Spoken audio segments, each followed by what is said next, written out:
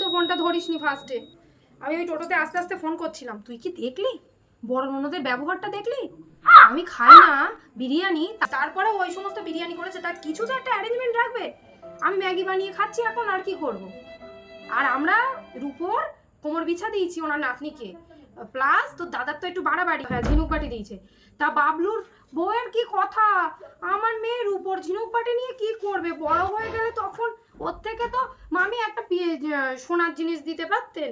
কত লোক ওখানে, আমার যা ক্ষমতা বাবা আমি তাই দিয়েছি।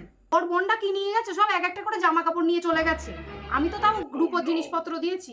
সবে ষষ্ঠী পুজো হলো, 5 বছরে তো আবার অনুষ্ঠান করবে বড় করে, তখন তো আবার একটা সোনার জিনিস দিতে হবে। কোনো অনুষ্ঠানে আমি আর যাবো না, ওনার বোনের বাড়ি ওনারা যাবে।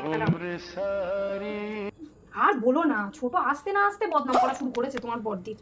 ফোন করেছিল তাই একটু কথা বলছিলাম। আর কি বলবো বলো।